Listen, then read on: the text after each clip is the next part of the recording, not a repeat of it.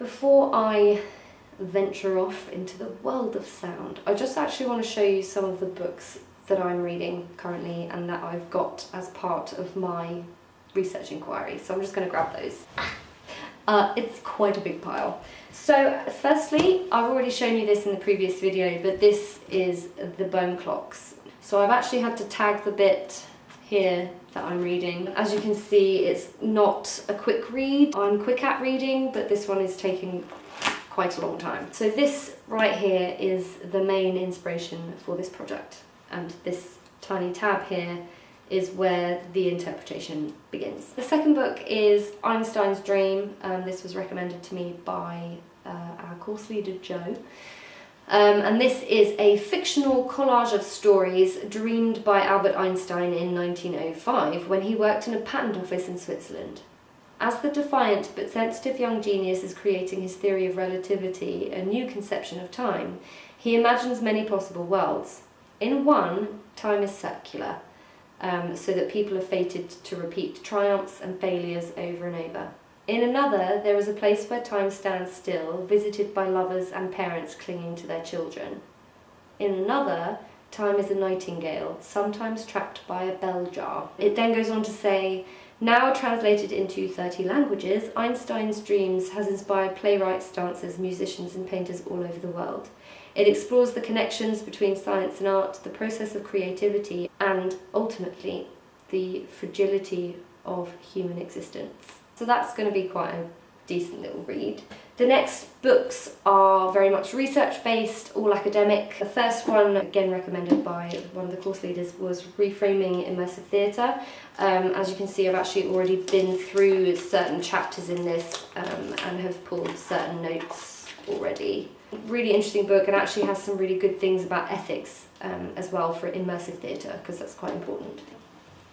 Then it goes on to more sound-based things, and I'm not planning on reading these in their entirety for this project. I think it will be something that I'll read in their entirety maybe in my lifetime. But the first is the Oxford Handbook of Sound Studies. It's massive.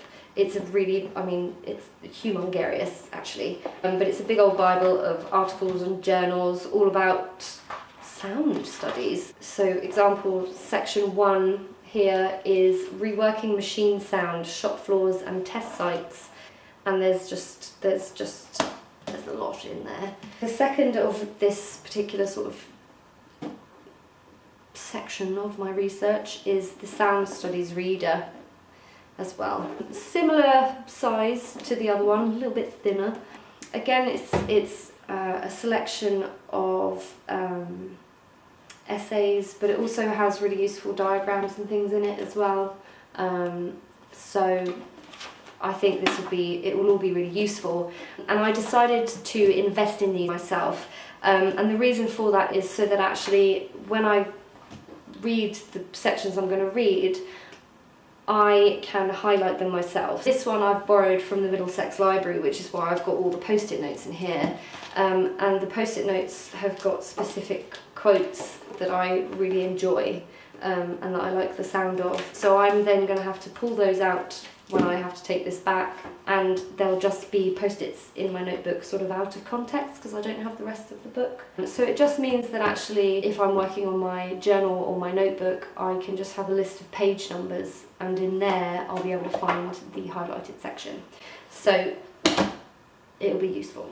So covered quite a lot. It's quite a long video, this one, compared to the last one, but I had a lot more to say this time. So I'm going to end the video there, and I'm going to head out into the world of sound and see what I come up with. So until next week. How do I end this? So I'm going to sign off. Thanks for tuning in. No, that's so rubbish. Thanks for tuning in.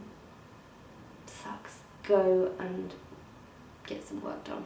So I'm going to end the video.